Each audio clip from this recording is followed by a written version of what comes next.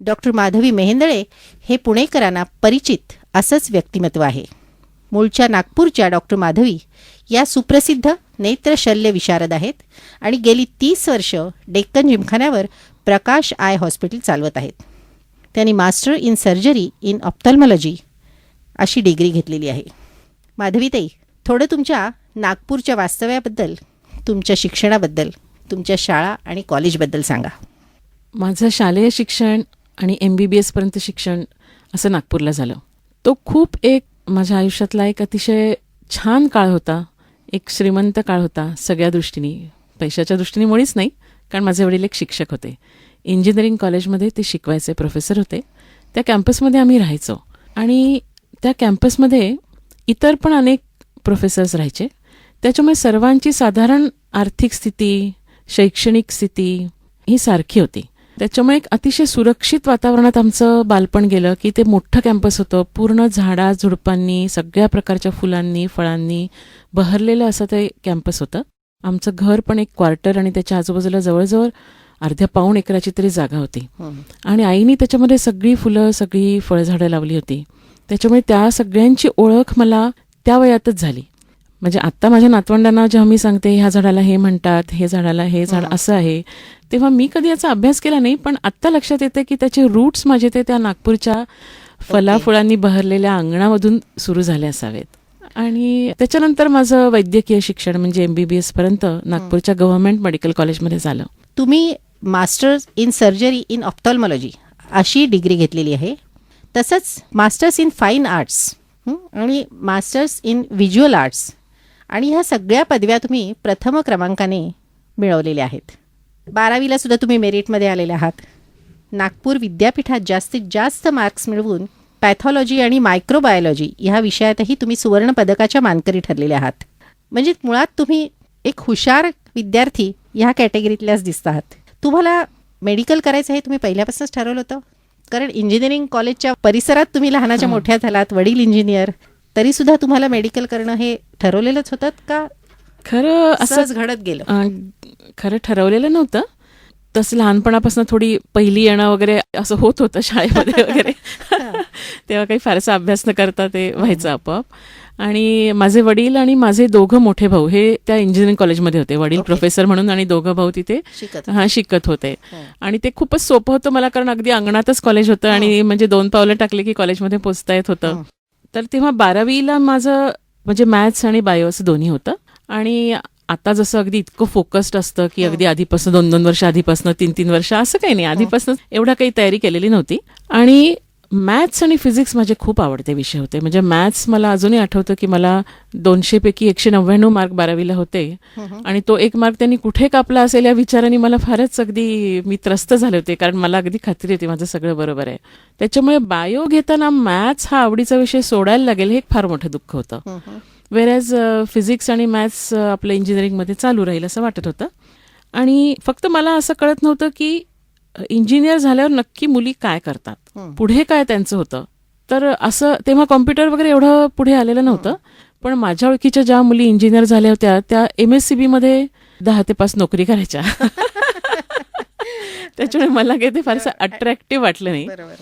व्हेरॅज मेडिकलमध्ये मला असं वाटलं की म्हणजे स्काय इज द लिमिट. तुम्ही ऑफ्थॅल्म करा, न्यूरो करा, फिजिशियन व्हा, सर्जरी करा, युरोलॉजी, म्हणजे कितीतरी चॅलेंजिंग मला ऑप्शन्स दिसले. आणि त्याच्यात मग तुम्ही नोकरी करा, स्वतःचं हॉस्पिटल काढा, मोठ्या हॉस्पिटलमध्ये काम करा. So that I found more fascinating. त्याच्यामुळे मेडिकलला जावं असं ठरलं. आणि थोडंसं माझे मोठे भाऊ कॉलेजमध्ये असताना त्यांनी धमकी दिली होती की आमच्या कॉलेजमध्ये यायचं नाही. त्यांना असं लहान बहीण आपल्याच कॉलेजमध्ये येते हे काही फारसं पटलं नाही. तू आपल्या दुसरीकडे जा. बेसिक डिग्री जी मेडिकलची MBBS मिळवली नागपूरवरनं, त्याच्यानंतर पुणे विद्यापीठात तुम्हाला ऑप्थॅल्मॉलॉजीला ॲडमिशन घेताना खूप कमी जागा तिथे होत्या किंवा एकच जागा होती असं काहीतरी मी ऐकलंय. तर त्याबद्दल जरा सांगा, कसं काय तुम्ही ती मिळवली? तेव्हा कसं होतं की आता जसं एंट्रन्स टेस्ट वगैरे असते तेव्हा ती एंट्रन्स टेस्ट नव्हती. त्याच्यामुळे ज्या युनिव्हर्सिटीमधून तुम्ही अंडर ग्रॅज्युएशन केलं त्याच युनिव्हर्सिटीमध्ये तुम्ही पोस्ट ग्रॅज्युएशन करणं अपेक्षित असायचं. तर माझं लग्न झालं MBBS नंतर आणि माझा नवरा पुण्याला असल्यामुळे मी पुण्याला आले. त्याच्यामुळे मला पुढचं शिक्षण पुण्याला करायचं होतं. तर पुणे विद्यापीठामध्ये म्हणजे BJ मेडिकल कॉलेजमध्ये MS ऑप्थॅल्मॉलॉजीला ओपनला एकच जागा असायची. त्याच्यामुळे त्यांचं म्हणणं असं होतं की तिथे व्हेकन्सी राहिली तर आम्ही तुम्हाला देऊ. हं. तर एकच जागा असल्यामुळे व्हेकन्सी राहायचा काही प्रश्नच नाही. उलट जो सगळ्यात जास्ती मार्क मिळवलेला असेल तो ती जागा घ्यायचा आणि मला काही चान्स नव्हता. तर माझ्या एका ओळखीच्या मुलीचं असंच झालं होतं. तिला आमच्या कॉलेजमध्ये 9 गोल्ड मेडल्स होते आणि भोपाळला ती लग्न होऊन गेल्यानंतर तिला भोपाळच्या कॉलेजमध्ये असंच सांगितलं की तुम्हाला इथे जागा नाही. तेव्हा तिने कोर्टात केस केली होती. तर ते उदाहरण माझ्यापुढे होतं. तर तेव्हा म्हणून मी पण हायकोर्टात रिट पिटिशन केली की मला ज्या मुलीला इथे MS ऑफ्थॅल्मॉलॉजीला ऍडमिशन मिळाली आहे तिच्यापेक्षा मला मार्क्स जास्त आहेत आणि मला काही इथे एंट्रन्स एक्झाम वगैरे अशी काही पॉसिबिलिटी नाही आहे.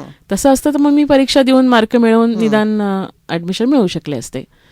तर तशी मी ती रिट पिटिशन केली.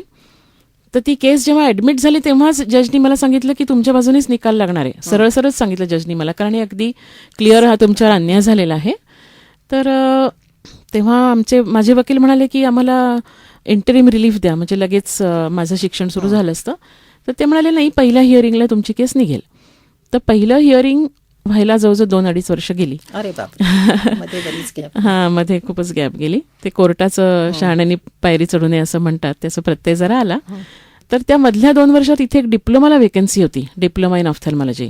तर ती जागा मला मिळाली आणि मग मी ती घेतली की शेवटी मला पुण्यातच यायचं होतं, पुण्यात प्रॅक्टिस करायची होती म्हणून मी ती डिप्लोमा इन ऑफ्थॅल्मॉलॉजी घेतला, तो पूर्ण केला.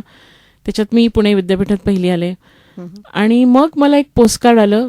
त्या पोस्टकार्डवर लिहिलं होतं की तुम्ही केस जिंकली आहात आणि तुम्हाला MS ऑफ्थॅल्मॉलॉजीला तुमच्यासाठी वेगळी सीट निर्माण करण्याची ऑर्डर पुणे विद्यापीठाला आम्ही देत आहोत. असं. पण हा डिप्लोमा कोर्स होता, हा कुठल्या कॉलेजमधून मिळाला? विजय मेडिकल. विजय मेडिकलच होता. विजय मेडिकलचा. त्याच्यामुळे तसं काही फार हे नव्हतं आणि 2 वर्षाचा होता तो, त्याच्यामुळे तसं मी म्हणजे मला टच राहिलाच त्या ह्याच्यात. भरपूर. उलट मी छान शिकले त्या काळामध्ये, प्रॅक्टिस सुरू केली आणि त्यानंतर मग मी पुन्हा जॉईन झाले विजय मेडिकलला आणि पुन्हा 2 वर्ष मग मी MS केलं. अच्छा. माधवीताई, लेखिका म्हणूनही तुम्ही तुमचा ठसा उमटवलेला आहे. दैनिक सकाळमध्ये रे जीवना हे सदर, माहेरमधलं दृष्टीपत्र हे सदर, अंतर्नाद साप्ताहिक सकाळ अनुभव, लोकसत्ता, मिळून साऱ्या जणी, असं तुम्ही विपुल ललित लेखन केलेलं आहे. तर ह्या लेखनाची तुमची सुरुवात कशी झाली? मजेदारच आहे जरा. मला पण अजिबात असं वाटलं नव्हतं कधी की आपण काही लिहू किंवा या बाजूला वळू, कारण प्रोफेशनल शिक्षण आणि प्रोफेशन खूपच डिमांडिंग होतं. पण मधल्या काळामध्ये असं झालं की एक साधारण 20-1 वर्ष प्रॅक्टिस झाल्यानंतर एक प्रकारची मोनोटोनी आली आणि तेच करण्यामध्ये थोडासा एक प्रकारचा नवीन एकसुरीपणा आणि नवीन काहीतरी पाहिजे, अजून काहीतरी असं पुढे जे अचीव्ह करायचं आहे, ज्याच्याकडे बघायचं आहे, तिथपर्यंत वाटचाल करायची, असं काहीतरी पाहिजे असं वाटायला लागलं. आणि मला लहानपणी जी आवडत होती पण फारशी करायला मिळाली नाही, ती चित्रकला थोडी खुणावू लागली. आणि तेव्हा एक माझी पेशंट आली होती आणि ती मास्टर इन फाईन आर्ट्स असं SNDT मध्ये करत होती, जाई तिचं नाव. तर ते बघून मी म्हटलं की आपणही करून बघूया आणि असा वेडा विचार करून मी पण SNDT मध्ये प्रवेश केला आणि तिथे चक्क मास्टर इन फाईन आर्ट्स अशी डिग्री घेतली. आणि ते घेतल्यानंतर मात्र मला ते खूपच माझ्यासाठी वेगळा अनुभव होता. इतका वेगळा अनुभव, कारण कायम वैज्ञानिक अधिष्ठान असलेलं माझं व्यक्तिमत्व, सगळं सायन्सशी रिलेटेड सगळं अभ्यास, सायन्सशी रिलेटेड सगळं पुढची प्रॅक्टिस, अशा पार्श्वभूमीवर ते कला क्षेत्र मला फारच वेगळं वाटलं. आणि त्यामुळे माझ्या मनात इतके विचार आले की ते मी लिहून काढले आणि तो एक लेख सकाळमध्ये प्रसिद्ध झाला. तो वाचल्यानंतर मग सकाळनी मला ऑफर दिली की तुम्ही असं रोज एक असं लिहा. रे जीवना हा जे सदर होतं रोजच्या रोज दैनिक रोज येत होतं. तर मी म्हटलं हो तुमचा रॉंग नंबर लागलाय, मी काय असं काही कुठे लिहिलेलं नाहीये, असं काही जमणार नाही. ते म्हणाले प्रयत्न करून बघा. तर तशी मी परफेक्शनिस्ट नाहीये, त्याच्यामुळे मी विचार केला की ठीक आहे, जे लिहितात किंवा जे लेखक आहेत त्यांनी सुद्धा पहिल्यांदी कधीतरी लिहिलंच असेल, करून बघू. तर त्याला मी होकार दिला. असं ते दैनिक सुरू झालं, सदर. RX या नावानं तुम्ही काही लेख प्रसिद्ध केलेले आहेत. मला वाटतं तुमच्या वैद्यकीय विश्वाबद्दलचेच ते आहेत, त्याच्याबद्दल जरा. जे मगाशी म्हटलं की सकाळमध्ये हे माझं रोजचं सदर सुरू झालं, तर तेव्हा माझ्या असं लक्षात आलं की प्रत्येक पेशंट किंवा प्रत्येक केस पेपर ही एक कथा आहे. कारण डॉक्टर जेव्हा येतो पेशंटकडे तेव्हा त्याला काहीतरी सांगायचं असतं. त्याच्यातलं शारीरिक दुखणं हा एक भाग आहेच, पण त्याच्याबरोबर त्याच्याशी संलग्न बरेचसे मानसिक दुखणी म्हणा किंवा मानसिक त्याला अँगल्स असतात आणि ती सगळी त्याला डॉक्टरपाशी बोलायची असतात. त्याच्यामुळे जेव्हा मला असं सांगितलं की तुम्ही हे सदर लिहा, तेव्हा मी ते सगळे पेशंट्स आठवले की जे पेशंट्स मला असे लक्षात राहिले होते. काहीतरी वेगळं मला ते शिकवून गेले होते किंवा वेगळं त्यांनी मला सांगितलं होतं. आणि जसं एखादं नळ उघडावा आणि त्याच्यातलं पाणी भराभरा बाहेर यावं, तसं माझ्या मनात साठलेले ते सगळे केस पेपर्स रोजच्या एका कथेसारखे बाहेर यायला लागले आणि तसं ते सदर झालं. तर त्या सदराचंच पुढे संकलन करून RX हे पुस्तक झालं. माधवीताई, मला तुमच्या दृष्टीपटल ह्या निर्मितीबद्दल जाणून घ्यायचं आहे. त्याला सर्वोत्कृष्ट ग्रंथ निर्मितीचा पुरस्कार मिळाला आहे. त्याबद्दल श्रोत्यांना जाणून घ्यायला आवडेल. हो, दृष्टीपटल हे पण एक सदरच मी करत होते, माहेर मासिकात करत होते. तेव्हा मंगला गोडबोले तिथे संपादिका म्हणून काम करत होत्या. तर त्यांनी मला असं सांगितलं की त्या ज्या वैद्यकीय शिक्षण किंवा वैद्यकीय महाविद्यालयामध्ये आत काय घडतं आणि पुढे नंतर डॉक्टर होण्याची प्रक्रिया कशी असते ह्याच्याबद्दल जरा कुतूहल असतं वाचकांना. तर मी ते सदर लिहायला सुरुवात केली आणि वैद्यकीय महाविद्यालयात पाऊल टाकल्यापासून म्हणजे अगदी पहिला दिवस तिथपासून ते लिहायला सुरुवात केली. आणि पहिला दिवस आमचा कसा असतो डिसेक्शन हॉलमध्ये, म्हणजे ते एक 16-17 वर्षाचं कोवळं वय असतं आणि समोर एक डेड बॉडी, मृतदेह पडलेला आहे, तो नग्न आहे आणि आपल्याबरोबर 3 मुलं 3 मुली आणि आपण त्याच्या भोवती उभा आहोत. हाच एक अनुभव इतका वेगळा आहे. म्हणजे मी असा विचार केला की असं 16-17 वर्षाच्या किती मुलामुलींना म्हणजे त्यांनी मृतदेह बघितला असेल. त्याच्या पुढे तो नग्न असणं हा अजून एक पुढची पायरी आहे, पण नुसतं मृतदेह बघणं त्याच्याबरोबर 3 तास घालवणं, तेव्हा असं लक्षात आलं की हे शिक्षण थोडंसं वेगळं आहे. त्या डिसेक्शन नंतर मग पुढचे हॉस्पिटल बघणं, हॉस्पिटलमध्ये त्या पेशंट्सची गरिबी जवळून बघणं. म्हणजे इतर विद्यार्थ्यांनी तोपर्यंत गरिबी हे कदाचित कथा कादंबऱ्यातनं वाचलेलं असेल, पण आम्ही ते प्रत्यक्ष अनुभवत होतो की ते पेशंट्स यायचे, ते म्हणजे खेड्यातून शहरात ट्रीटमेंट घ्यायला यायचं. याच्यामध्ये ते जे त्यांच्या म्हणजे पेशंटचे नातेवाईक जे यायचे त्यांचा रोजगार बुडायचा, म्हणून त्यांना पेशंटला ट्रीटमेंट द्यायला नको असायचं, आवडायचं नाही. फुकट होती ट्रीटमेंट तरी सुद्धा, किंवा त्यांच्या अंधश्रद्धा असायच्या, कोणी रक्तदान करायला तयार नसायचं. मग ते आपण लहान, ते वयाने मोठे, त्यांना जीवनाचा अनुभव जास्ती, तरी सुद्धा आपण उपदेश करायचा, त्यांना शिकवायचं, असं एक वेगळंच काहीतरी सुरू झालं. हॉस्पिटलमध्ये माझ्यासमोर जेव्हा पहिली पेशंट मेली तेव्हा मृत्यू म्हणजे काय, तो कसा घडतोय, त्यांनी काय होतंय, त्याच्या आधी सुद्धा पहिली डिलिव्हरी बघितली तेव्हा मी आईला फोन केला, मला आठवते. स्त्री कशातून जाते त्या सगळ्या ह्याच्यातनं, गायनिक वॉर्डमध्ये काय होतं, नंतर म्हणजे प्रेग्नन्सी आणि लग्न याचं काही एकमेकांशी संबंध नसतो हेही त्या वॉर्डमध्ये कळलं. म्हणजे जे जीवनाचं खरं दर्शन आहे ना ते तिथे त्या वॉर्डमध्ये सगळीकडे असं खुलं होतं. तर ते मी मांडत गेले, जसं माझ्या मनाला त्याच्यातलं एक आठवत होतं ते मी मांडत गेले. आणि त्याच्यानंतर नवीन प्रॅक्टिस मी सुरू केली. नवीन प्रॅक्टिस सुरू केल्यानंतर एक स्त्री म्हणून आलेले अनुभव, इतर लोक आपल्याकडे कसं बघतात तो अनुभव, इथपासून तर हळूहळू ज्याला आपण सायकोसोमॅटिक रोग म्हणतो की त्याचं म्हणजे मनापासून निर्माण होतात, म्हणजे त्याचा उगम मनात होतो पण त्याचं दुखणं शरीरात असतं. असे कित्येक रोग जे आम्हाला पुस्तकात शिकवलेलेच नव्हते, असे जे मला पेशंट्सनी शिकवले. कितीतरी पेशंट्स असे होते की ज्यांनी मला जीवनाबद्दलचं तत्वज्ञान शिकवलं. कितीतरी पेशंट्स असे होते की ज्यांनी ते स्वतः अतिशय कठीण प्रसंगातून, कठीण शारीरिक व्याधीमधून जात असताना आनंदाने जगत होते. हे सगळं मी त्याच्यात मांडण्याचा प्रयत्न केला. म्हणजे पुस्तकांच्या पलीकडचं वैद्यकीय ज्ञान, पुस्तकांच्या पलीकडचं वैद्यकीय जग हे त्याच्यात मांडण्याचा प्रयत्न केला. आणि मग माझा जो आवडीचा विषय होता मायकेलँजेलो, ज्याच्याबद्दल मी लिहिलं आहे पुढे, तर त्या मायकेलँजेलोनी पण मनुष्यदेहाचं डिसेक्शन केलं होतं. तर आम्ही जे डिसेक्शन केलं होतं की ज्याच्यापासून अभ्यास करायचा, ज्याच्यापासून पुढे सर्जरी शिकायची, तिथपासनं तर मायकेलँजेलोनी केलेलं डिसेक्शन की ज्याच्यातनं कलेची निर्मिती झाली. अशा एक प्रकारचा वर्तुळ मी पूर्ण करून तिथे त्याचा मी शेवट केला. असा तो माझा एक प्रकारचा वैद्यकीय प्रवास आहे असं म्हणायला हरकत नाही. चेक पॉइंट चार्ली ह्या कादंबरीत तुम्ही जरा वेगळ्या प्रकारे हाताळणी केली आहेत, त्याविषयी जरा सविस्तर सांगाल? चेक पॉइंट चार्ली हा खूपच वेगळा विषय आहे. याच्यामध्ये 2 मैत्रिणी आहेत. 2 मैत्रिणी ज्या आयुष्याच्या अशा टप्प्यावर आहेत हं. की त्यांचं तसं बालपण झालं आहे, तरुण पण झालं आहे, अजून म्हातार पण आलेलं नाही, पण म्हणजे अगदी प्रेम, रिलेशनशिप्स हे सगळं झालंय त्यांचं, जगून झालंय ते सगळं. पण आता शेवटचे 4 दिवस राहिले आणि देवाचं नाव घेऊन आता ते शेवटचे 4 दिवस घालवा, अशी पण परिस्थिती नाही आहे. अजून त्यांना एक 10-15 वर्ष, 20 वर्ष ॲक्टिव्ह कदाचित मिळू शकतील. हं, हं. तर ह्या दोघी स्त्रिया ह्या प्रवासाला निघतात. जर्मनीमध्ये प्रवास आहे या दोघींचा, हं. आणि त्या दोघींचं एकमेकींशी डायलॉग आहे, दोघींचं चिंतन आहे, मनन आहे, आणि त्या एक प्रकारे आपल्या झालेल्या जीवनाकडे वळून बघतायत, हं. या पुढच्या जीवनाकडे बघतायत हं. की आता या उरलेल्या जीवनाचं आपण काय करायचं, हं.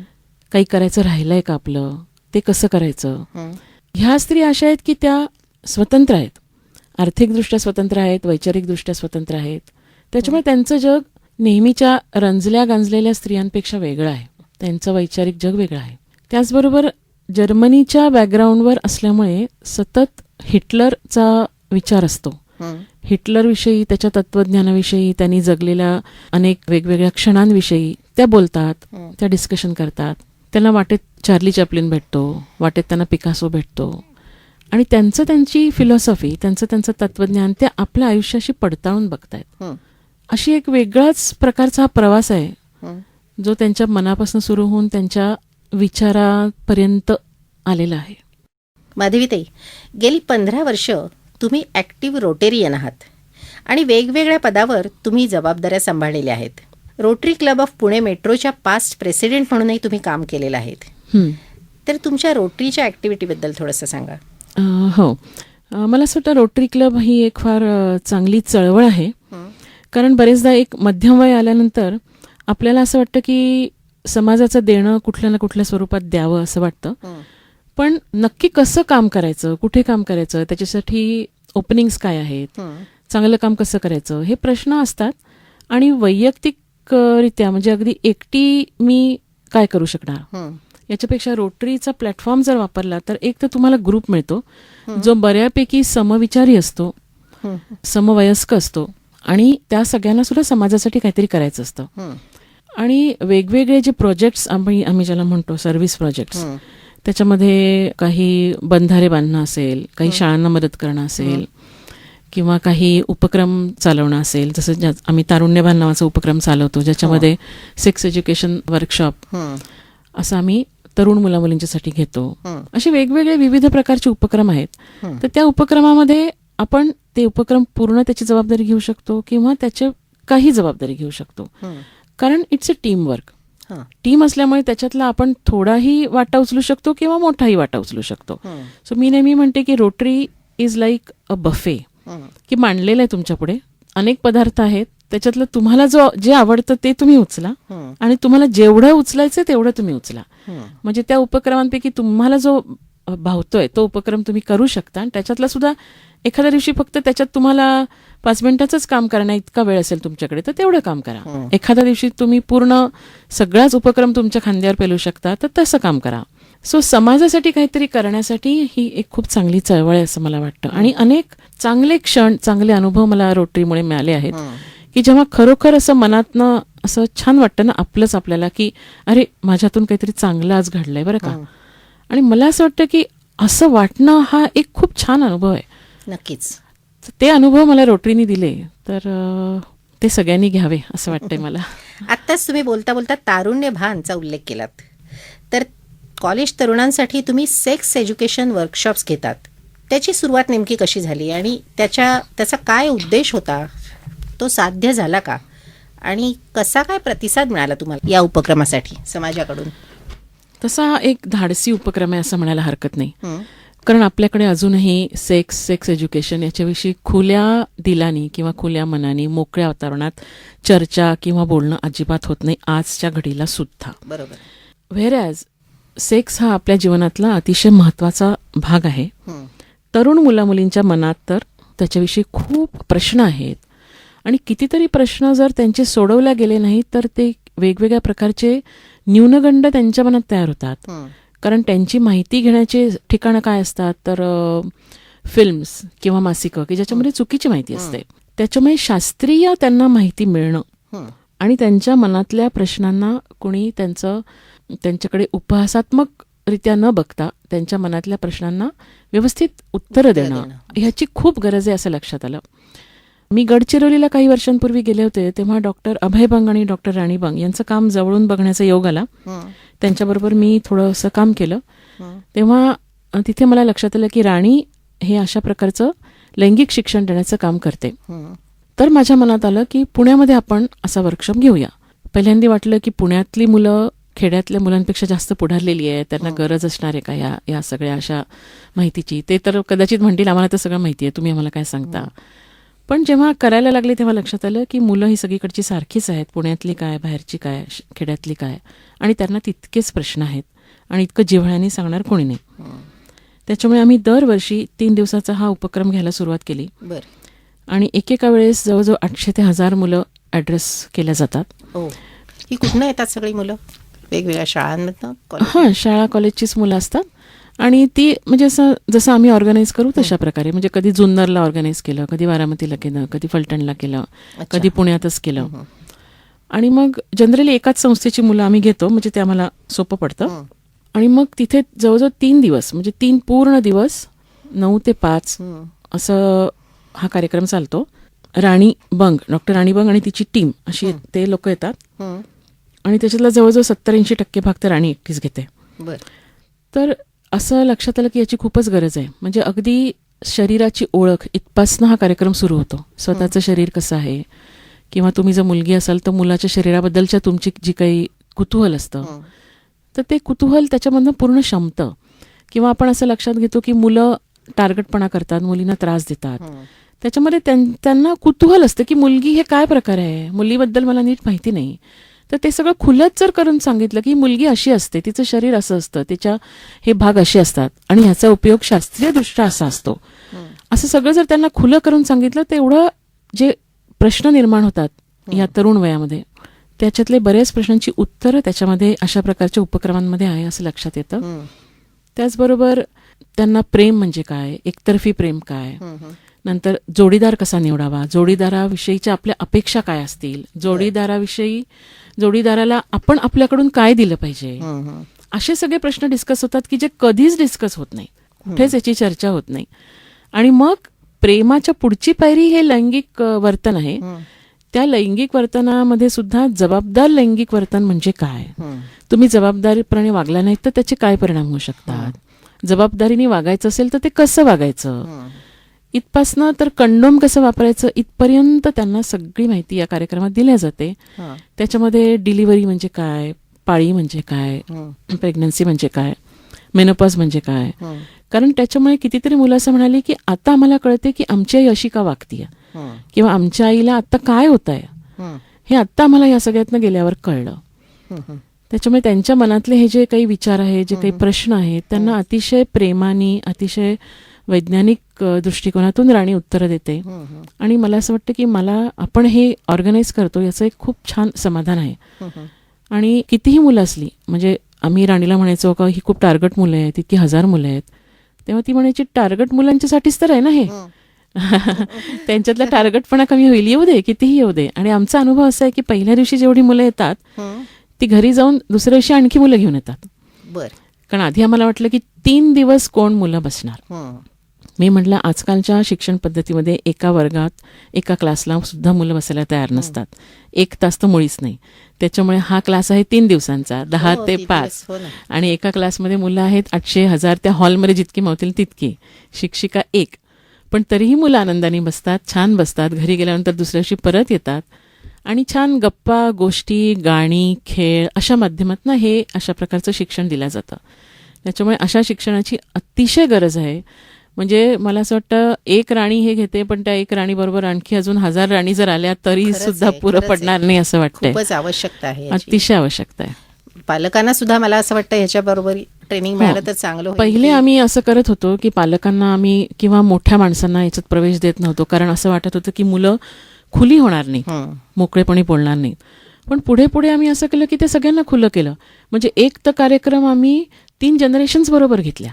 हो ना, कारण पालकांना सुद्धा कळलं पाहिजे ना. आज तुम्ही एका मुलाला द्याल, पण उद्या दुसऱ्या मुलाशी बोलताना पालकांना जर हे ट्रेनिंग असेल हो हो तर ते आधीपासूनच मुलांना तसे मोकळेपणाने हो. सगळी माहिती देऊ शकतात ना. संकोच त्यांचा जायला पाहिजे. नक्कीच. शिक्षकांना संकोच असतो, पालकांना संकोच असतो. त्याच्यामुळे म्हणजे खूप असं लक्षात आलं की गैर प्रकारचं जे वागणं आहे तरुण मुलांचं, ते अशा प्रकारच्या उपक्रमानंतर नक्की कमी होणार. कमी होईल, त्यांना हो. खरं चित्र हो डोळ्यासमोर आल्यावर. हो हो. नक्कीच. म्हणजे मुला मुलींमध्ये एक निखळ मैत्री निर्माण होणं ह्याच्यासाठी हो ना. अशा प्रकारच्या ह्याची खूप गरज आहे असं वाटतं. माधवीताई, व्यसनमुक्तीसाठी सुद्धा जाणीव शिबिरं तुम्ही आयोजित करता. म्हणजे मुक्तांकन बरोबर आम्ही थोडंसं काही काम केलेलं मग ते आहे. व्यसनमुक्तीसाठीच आहेत ना? हां, व्यसनमुक्तीचेच आहेत. म्हणजे आता कसं आहे की मुक्तांगण हे जे डी अडिक्शन सेंटर आहे, व्यसनमुक्ती हो, केंद्र हो. आहे, तर त्याच्यामध्ये त्याची खासियत अशी आहे की जे आधी व्यसनी होते हं. तेच मुलं काउन्सिलर म्हणून पुढे आलेली आहेत. बरं, ही त्याची खासियत आहे.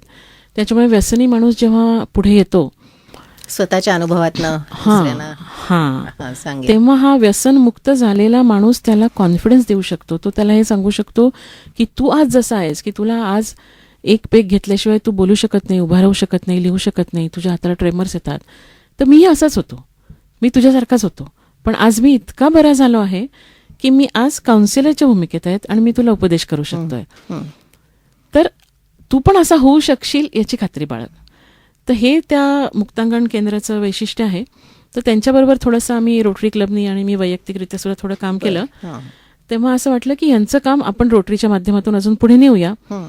तेव्हा आम्ही वेगवेगळ्या ठिकाणी, म्हणजे कधी शाळांमधनं, कधी काही कारखान्यांमधनं, कधी काही वस्त्यांमधनं अशी वेगवेगळी डी अडिक्शन अवेअरनेस वर्कशॉप्स अशी घेतली. ओके. हं. आणि ही जी मुलं आहेत ही सगळी त्या त्या ठिकाणी येऊन आपापले अनुभव सांगतात. आणि मग असं लक्षात आलं की प्रत्येकाच्याच घरी असा प्रॉब्लेम कोणाच्या तरी भावाला असतो, कोणाच्या तरी काकाला असतो, कोणाच्या तरी मित्राला असतो. हं. हं. पण या रोगाला एक प्रकारचं म्हणजे त्याच्याकडे हीन दृष्टीने बघितलं जातं, अजून एक कलंक या दृष्टीने बघितलं जातं. त्याच्यामुळे पटकन कोणी असं सांगत नाही. माझ्या घरात एक अल्कोहोलिक आहे बरं का, म्हणजे माझ्या घरात एक डायबेटिक पेशंट आहे असं तुम्ही जितक्या पटकन सांगाल तसं माझ्या घरात एक अल्कोहोलिक आहे असं कोणी सांगत नाही. असं न सांगितल्यामुळे मदत मिळण्याची शक्यता असून सुद्धा मदत मिळत नाही. पण जेव्हा असे वर्कशॉप्स घेतो तेव्हा मग त्या लोकांना लक्षात येतं की अशा प्रकारे पेशंट्स बरे होऊ शकतात. तेव्हा मग ते आपणहून पुढे येतात आणि त्यांच्या घरातले जे कोणी असे असतील व्यसनी लोक, त्यांना उपचार घ्यायला ते प्रवृत्त करतात, घेऊन येतात आणि तिथून पुढे त्यांचा चांगला प्रवास सुरू होतो. तर अशा प्रकारची काही बरीच शिबिरं घ्यायचा प्रयत्न केलेला आहे.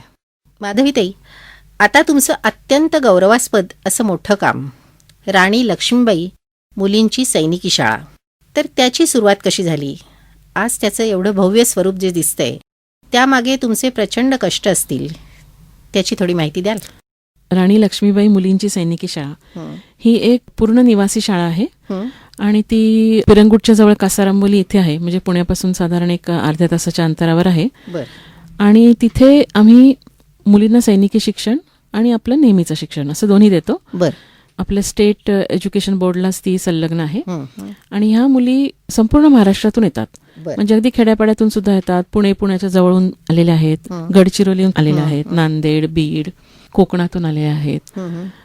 आणि ह्या मुलींना आम्ही सकाळी त्यांचा म्हणजे सकाळी साधारण 7:30 ते 1-1:30 त्यांची शाळा असते, ज्याच्यामध्ये त्यांना आपलं नेहमीचं हिस्ट्री, जिओग्राफी वगैरे, मॅथ्स, सायन्स हे सगळं शिकवलं जातं.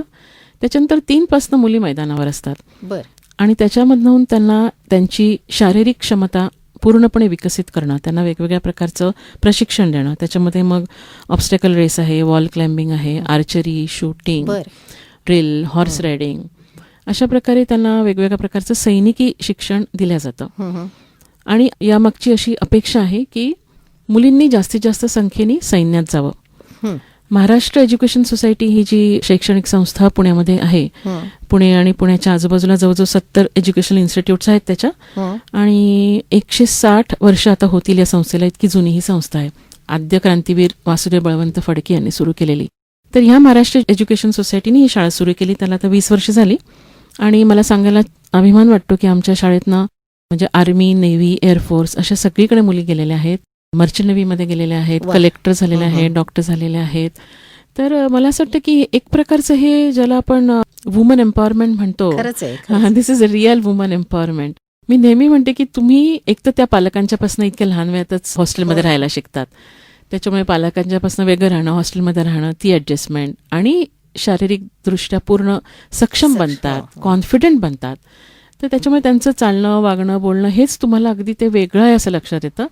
त्याच्यामुळे त्या कुठल्याही फील्डमध्ये गेल्या तरी त्या अगदी छान काम करतात, कॉन्फिडंटली काम करतात. आणि त्यांना मी नेहमी म्हणते की असं तुम्ही विचार करा की तुम्ही भरधाव घोड्यावरनं येत आहात, तर तुमच्याकडे बघून तुमच्या सासूला कधी तुम्हाला छळावं असं वाटू शकेल का? नाही, पण मला कौतुक वाटतं त्यांच्या पालकांचं की खूपच आहे. अशा प्रकारच्या शिक्षणासाठी मुलींना जे सारखं झाकून ठेवायची आपल्याकडे जी वृत्ती असते की ताजूक आहे मुलगी, तिला 4 लोकांच्यात पण पटकन आपण नेत नाही, तर अशा सैनिकी धाडसी सगळ्या प्रशिक्षणासाठी तयार करणं आणि पाठवणं स्वतःपासून दूर, हे पालकांचं पण खूप कौतुकास्पद आहे. खूपच कौतुक आहे, कारण तसं म्हटलं ना तर 5वीतली मुलगी खरंच खूप लहान असते. म्हणजे मला ते आम्ही जेव्हा त्यांची ऍडमिशन करतो तेव्हा त्या पालकांच्या डोळ्यामध्ये अनंत प्रश्न असतात की ही आपले कपडे घालू शकेल का, ही आपली वेणी घालू शकेल का, ही कपडे धुवू शकेल का, ही आपली रात्री झोपू शकेल का, असे इतके प्रश्न असतात. पण आम्ही त्यांना विचारतो तेव्हा त्यांच्या मनामध्ये असं असतं की चांगले संस्कार मुलीला मिळणं. बरोबर. कारण आमच्याकडे मोबाईल नाही, आमच्याकडे सगळं म्हणजे सगळं सुरक्षित वातावरण आहे आणि त्यांना चांगले संस्कार मिळतील याचा मी कटाक्ष असतो आमचा. त्याच्यामुळे आपल्या मुलींना चांगलं शिक्षण मिळलं, चांगल्या वातावरणात ती मुलगी राहणं, ती आत्मविश्वास त्याच्यात डेव्हलप होणं, याची आज पालकांना गरज वाटते. ते कौतुक वाटतं की काही काही तर म्हणजे एकुलती एक मुलगी असते तरी ते घालतात. म्हणजे ती आईच्या डोळ्यात एकीकडे दिसत असतं मला की थोडंसं पाणी आहे की मुलीला आपल्यापासून वेगळं ठेवायचं. कौतुकास्पद आहे म्हणजे असा विचार करणं हे सुद्धा. आणि 20 वर्षापूर्वीपासून सुरू झालेली आहे शाळा. म्हणजे आता तरी हे बघून बघून लोक तयार होतील की आपली मुलगी अशी व्हावी. तिथल्या मुलींना बघितल्यावर वाटणं स्वाभाविक आहे, पण जेव्हा सुरुवात झाली तेव्हा लोकांनी हे आनंदाने मुलांना पाठवायला सुरुवात करणं हे कौतुकास्पद आहे. अगदी अगदी. ह्याच बरोबर महाराष्ट्र एज्युकेशन सोसायटीच्या वेगवेगळ्या प्रकल्पाबद्दल सध्या खूप बोलण्यासारखं आहे. सामाजिक जाणीवेतून महिलांना सर्व प्रकारे सक्षम, स्वयंपूर्ण करण्याच्या दृष्टीने जे वेगवेगळे कोर्सेस घेतले जातात त्याचा खूप महिलांना फायदा होतो आहे. त्याबद्दल जरा सविस्तराने सांगाल? म्हणजे school of optometry, community college, इथे तुम्ही चेअरपर्सन म्हणून कार्यरत आहात. हो, महाराष्ट्र एज्युकेशन सोसायटीमध्ये मी ट्रस्टी म्हणून काम करते. तर राणी लक्ष्मीबाई मुलींची सैनिकी शाळा याबरोबर इतरही काही जबाबदाऱ्या आहेत. त्याच्यामध्ये कम्युनिटी कॉलेज आहे, स्कूल ऑफ ऑप्टोमेट्री आहे आणि एक रेणुका स्वरूप करिअर कोर्सेस फॉर विमेन अशी या ठिकाणी पण मी अध्यक्ष म्हणून काम करते. तर हे बेसिकली स्किल एज्युकेशन आहे. याच्यामध्ये गरवारे कॉलेजमध्ये सुद्धा एक ब्युटी अँड वेलनेस असा प्रोग्राम चालतो, ते पण मी बघते. तर महिलांना आपल्या पायावर उभं राहता यावं, अर्थार्जन करता यावं, यासाठी आम्ही वेगवेगळ्या प्रकारचे कोर्सेस डिझाईन केले आहे. याच्यामध्ये कम्युनिटी कॉलेजमध्ये आम्ही महिला आणि पुरुष दोघांनाही देतो हे कोर्सेस. रेणुका स्वरूपमध्ये फक्त स्त्रियांच्यासाठी चालतं. तर ज्यांनी फॉर्मल एज्युकेशन फारसं घेतलेलं नाही किंवा अगदी 10वी पासच पाहिजे, 12वी पासच पाहिजे असं नाही, पण त्यांचा कल लक्षात घेऊन त्यांच्या हातामध्ये कुठली कला आहे किंवा कुठलं काम त्या करू शकतात हे लक्षात घेऊन त्यांना आम्ही ट्रॅडिशनल आपलं म्हणजे टीचर्स ट्रेनिंग कोर्स, बालवाडी टीचर्स ट्रेनिंग इथपासनं तर त्याच्या पुढे शिवणकाम, विणकाम, नंतर सगळे हॉबीज म्हणजे पेंटिंग, मेहंदी हे तर सगळं आहेच. त्याच्याबरोबर ब्युटी पार्लरचे कोर्सेस आहेत. त्याच्यानंतर काही आम्ही लेडी जिम ट्रेनर हा कोर्स घेतला, नंतर प्रूफ रिडिंग हा कोर्स घेतला. म्हणजे हे अशा प्रकारचे कोर्सेस आहेत. किंवा पाळणाघर प्रशिक्षण वर्ग, की या बायकांना नोकरी सुद्धा मिळू शकते किंवा त्यांना कोणाला जर आपलं स्वतःचं काढायचं असेल तर स्वतःचं सुद्धा काढू शकतात. आता प्रूफ रिडिंग वगैरे असं लक्षात आलं की प्रकाशकांना मराठी नीट वाचणारे किंवा प्रूफ रिडिंग करणारे नाही आहेत. त्याच्यामुळे थोडं व्याकरण त्यांचं पण सुधारलं तर ते जे काही काम त्यांना मिळतं ते काम ते घरी घेऊन जाऊ शकतात आणि जितका त्यांना वेळ तितकेच पानं करून त्या प्रमाणात त्यांना पैसे मिळू शकतात. त्याचबरोबर कितीतरी शिक्षक सुद्धा असे आहेत की ज्यांना सुद्धा हे मराठी व्याकरण हे कदाचित थोडं ट्रेनिंग दिलं तर हवं असतं. त्याच्यामुळे तसं आम्ही द्यायचा प्रयत्न केला आहे. काही आम्ही कोर्सेस असे केले आहेत की आपल्याला माहिती आहे की अमेरिकेत मुलं मुली असतात तेव्हा त्यांचे बाळणपण करायला बऱ्याच आज्या इथून जातात. तर त्या लहान मुलाचा तो सांभाळ कसा करायचा, त्याचं मालिश कसं करायचं, आपल्याकडे जी परंपरागत पद्धत आहे ती तिकडे नसते. तेव्हा बऱ्याच आयांना आणि आज्यांना असे प्रश्न असतात. तर थोडंसं आम्ही तशाही प्रकारचे कोर्सेस आम्ही हे केलेले आहेत. आजीचं ट्रेनिंग, किचन मधले काही कोर्सेस, म्हणजे असे वेगवेगळ्या प्रकारचे अगदी 2 दिवसापासून ते 2 वर्षापर्यंत असे वेगवेगळे कोर्सेस केले आहेत. त्याच्यात नुकताच आम्ही केलेला एक उपक्रम मला सांगावासा वाटेल, त्याला स्वयंसिद्ध आम्ही म्हणतो, की फॅमिली कोर्टामध्ये अशा ज्या स्त्रिया आहेत की ज्यांना घटस्फोट मिळाला आहे किंवा घटस्फोट मिळण्याच्या प्रतीक्षेत आहेत, त्यांना पोटगी मिळते किंवा ती अतिशय अत्यल्प असते आणि जी काय असते ती पण मिळायला खूप वेळ लागतो. आणि ह्या सगळ्या स्त्रिया सर्व बाजूनी खचलेल्या असतात. म्हणजे त्यांना आर्थिकदृष्ट्या तर प्रॉब्लेमच असतो, पण त्या मानसिकदृष्ट्या इतक्या खचलेल्या असतात की आपल्याला काही जमत नाही, आपण आयुष्यामध्ये यशस्वी झालेलो नाही, अशामुळे त्या अगदी पिचलेल्या असतात. तर फॅमिली कोर्टाने आम्हाला असं विचारलं की ह्या मुलींना आपण काही स्किल एज्युकेशन देऊ शकू का. तर काही रोटरी क्लब पुढे आले आणि त्यांनी थोडासा आर्थिक हातभार लावला आणि त्या माध्यमातून आम्ही या बायकांशी बोललो. त्यांना काय आवडतं, त्यांचा कल काय आहे असं आम्ही त्यांना विचारलं आणि त्यांना आम्ही अशा प्रकारचं प्रशिक्षण दिलं. तर बऱ्याच मुली आता त्याच्यातनं शिकल्या आहेत, आपल्या पायावर उभ्या राहिल्या आहेत आणि त्यांच्यात झालेला जो बदल आहे ना, तो आम्ही डोळ्यांनी पाहिला. तर असं वाटलं की ह्याची खूप गरज आहे. म्हणजे साधं त्या आमच्या संस्थेमध्ये आम्ही कधीतरी बायकांना मंगळागौरीचे खेळ किंवा काहीतरी हळदी कुंकू किंवा काहीतरी चांगलं वाटेल असे काहीतरी उपक्रम घेत असतो. तर ज्या दिवशी असा एक उपक्रम होता तेव्हा त्या मुली म्हणाल्या की मॅडम, कितीतरी दिवसांनी आम्ही स्वतःला आरशात पाहिलं. इतकं स्वतःविषयी त्यांचं निगेटिव्ह मत झालेलं होतं की अशी चांगली साडी नेसून, छानचे दागिने घालून तयार होऊन कुठेतरी जाणं आनंदाने, हे सुद्धा आम्ही कितीतरी वर्षांनी केलं. तर असा म्हणजे अगदी डोळ्यात पाणीच आलं मला त्या मुलीकडे बघून. पण आता त्या छान तयार झाल्या आहेत, आनंदी झाल्या आहेत, त्यांना अनेक मैत्रिणी मिळाल्या आहेत आणि आमच्याचकडे आम्ही त्यांना आता काम पण देतोय. किती छान. सो अशा प्रकारे वेगवेगळ्या प्रकारचं हे आपण करतो आहे. ऑप्टोमेट्री हा कोर्स असा आहे की डोळ्यांच्या डॉक्टरांच्या हाताखाली जे तंत्रज्ञ असतात तर त्यांना प्रशिक्षण द्यायचं. तर 12वी नंतरचा कोर्स आहे आणि त्याच्यानंतर त्यांना ते डोळ्याचा नंबर काढू शकतात, कॉन्टॅक्ट लेन्सेस देऊ शकतात. नंतर जी आमची वेगवेगळ्या प्रकारची कॉम्प्लिकेटेड उपकरणं असतात ती उपकरणं चालवणं, पेशंटच्या त्या टेस्ट करून घेणं, अशा प्रकारची ती कामं करतात. त्याच्यामुळे त्यांना सुद्धा 100% एम्प्लॉयमेंट आहे. त्याचबरोबर ते स्वतःचा व्यवसाय चालू करू शकतात. यांना परदेशात सुद्धा जायला संधी असते. असा ही एक आहे. कम्युनिटी कॉलेजतर्फे आम्ही साधारण समाजामध्ये काय वेगवेगळ्या प्रकारच्या गरजा आहेत तशा प्रकारचे आम्ही कोर्सेस त्याच्यातनं चालवतो. त्याच्यामध्ये मॅरिटल काउन्सिलिंग आहे. तर कितीतरी पाहिलं की मी घरात नवीन सून येणार आहे तर ती सासू या कोर्सला येते की माझं काही चुकणार तर नाही ना, मी कसं वागायला पाहिजे तिच्याशी. तर असे सगळ्या वयोगटातले अशा प्रकारचे लोक येतात. नंतर आम्ही जाहिरात कुठे करता तुम्ही, म्हणजे कसे तुम्हाला लोकांपर्यंत पोहोचतात? एक तर बरीच वर्ष चालू आहे त्याच्यामुळे थोडंसं माहिती आहे लोकांना आणि जाहिरात पण असते. फोटोग्राफीचे कोर्सेस आहेत, असे वेगवेगळ्या प्रकारचे कोर्सेस आम्ही आत्ताही आहेत आणि अजून नवनवीन करतोच आहोत. मला सांगा, इतक्या व्यस्त व्यवसायात तुम्ही आहात तरी तुम्ही या सर्व जबाबदाऱ्या हसतमुखानं यशस्वीपणे पार पाडताय, हे कसं काय जमतं? काय माहिती.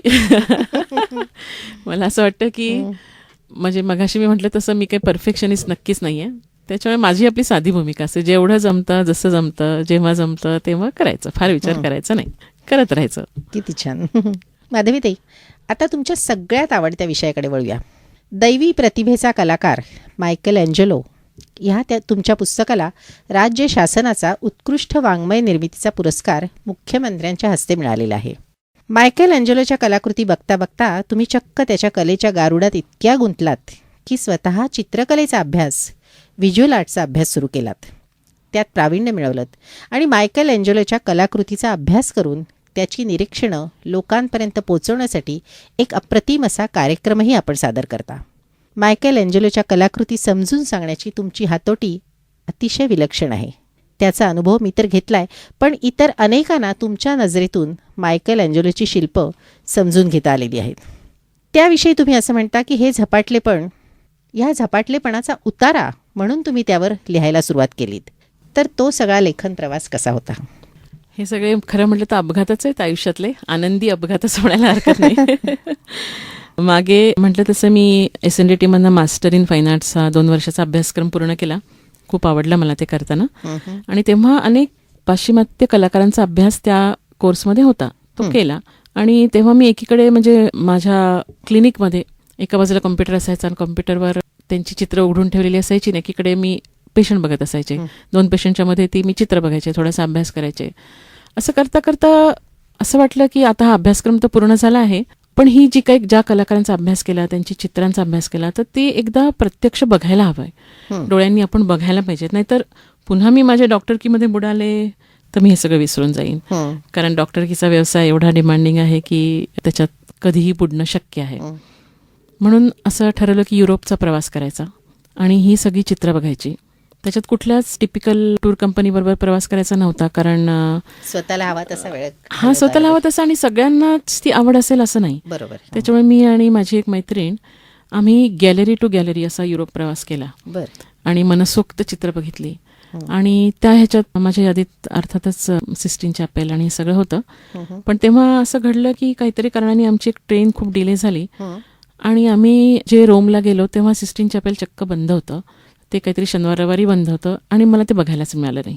तर ती रुखरुख घेऊन मी घरी परत आले आणि मग आपलं काय बघायचं राहिलं असं म्हणून मी ती मायकेल अँजेलो विषयीची माहिती वाचायला सुरुवात केली. आणि ती इतकी वाचली, आणि ते मेडिकलचं आमचं जे कंडिशनिंग असतं की मोठी मोठी पुस्तकं उघडायची, वाचायची आणि त्याचा अभ्यास करायचा, तर तसं मी तर मायकेल अँजेलोचा भरपूर अभ्यास करून टाकला. आणि मग असं ते झपाटले, पण म्हणजे ते भूतच बसलं माझ्या मानगुटीवर. सतत मला लक्षात आलं की आपण सकाळ दुपार संध्याकाळ फक्त हा एकच विषय बोलतोय. मग असं वाटलं की लिहायलाच पाहिजे याच्याविषयी, तरच याच्यातनं आपण मोकळं होऊ. खरं तो माझ्यापेक्षा 500 वर्षांनी मोठा. त्या माणसाच्या प्रेमात मी त्या वयात पडले. तर आता काय करायचं याचं, असं झालं. पण मग असं खूप संकोच झाला की मी काही कलाकार नाही, म्हणजे कलेच्या क्षेत्रात फक्त दार उघडलं आहे इतकीच माझी पात्रता, याची मला जाणीव आहे पूर्ण. कारण त्याच्यासाठी जो रियाज लागतो, जे वर्षानुवर्षाचं कष्ट लागतात, ते काहीच मी केले नव्हते. तर मी कोण आहे की जी मी, म्हणजे माझी अशी पात्रता आहे का की मी एवढ्या मोठ्या कलाकाराविषयी काही 2 शब्द बोलावे, लोकांच्या पुढे बोलावे. तर माझी काही पात्रता नाही असं मला वाटलं. पण माझी तळमळ तर होती, म्हणजे मला ते इतकं ते अस्वस्थ करत होतं. मग मी थोडंसं लोकांमध्ये विचारलं की तुम्हाला मायकेल अँजेलो माहिती आहे का हो. तेव्हा माझ्या लक्षात आलं की लोकांना नाही माहिती मायकेल अँजेलो अजिबातच. आणि मग मी असा विचार केला, अगदी आपल्याकडचे रामायण महाभारत किंवा गीता, ज्ञानेश्वरी, हे मोठे मोठे जे ग्रंथ आहे यांच्याविषयी सुद्धा कित्येकांनी लिहिलं आहे. हो ना. आणि छोटे छोटे कॉमिक्सपासून लिहिलं आहे. त्याच्यामुळे मी जरी कलाकार नसले तरी मी एक सामान्य माणूस म्हणून मायकेल अँजेलोकडे बघूच शकते आणि मला जेवढा भावला तेवढा मी लिहूच शकेन. तर मी ठरवलं की लिहायचं. पण मग मला असं वाटलं की वाचेल एखादा वाचक आणि मग विचारेल की आता मायकेल अँजेलोची चित्र कशी आहेत हो. तेव्हा असं वाटलं की त्याच्या नजरेला नजर मला देता येणार नाही, कारण मी ती बघितली नाही आहे. मी त्याची एक कॉपीज बघितल्या, सॉफ्ट कॉपीज बघितल्या, अभ्यास केला आहे. पण मग म्हटलं हे काही खरं नाही. मग मी पुन्हा गेले आणि यावेळेस मी पूर्ण मायकेल अँजेलो वाचून गेले होते, अभ्यास करून गेले होते. त्याच्यामुळे कोणत्या चॅपेलमध्ये कुठे त्याचं कोणतं शिल्प आहे ह्याचं मला पूर्ण माहिती होती. सिस्टीन चॅपेलच्या पायऱ्या उतरून पहिलं जे हॉटेल आहे तिथेच मी थांबले की त्याचा अभ्यास करता येईल. आणि जसं देवळाच्या आणि तसा मी पूर्ण पुन्हा एकदा मायकेल अँजेलो अभ्यासलेल्या नजरेने बघितला, पूर्ण बघितला आणि मग आल्यावर ते सगळं लिहून काढलं. असं ते घडलं सगळं.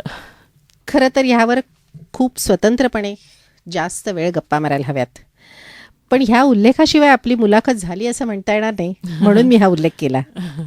माधवीताई, आज आपण इथे आलात आणि आपल्या विविध कामाची छोटीशी झलक आम्हाला या गप्पातनं मिळाली, त्याबद्दल विद्यावाणीतर्फे मी आपले आभार मानते. आणि पुन्हा पुढच्या वेळी लेखिका माधवी मेहेंदळे यांना भेटायला तुमची वाट बघते.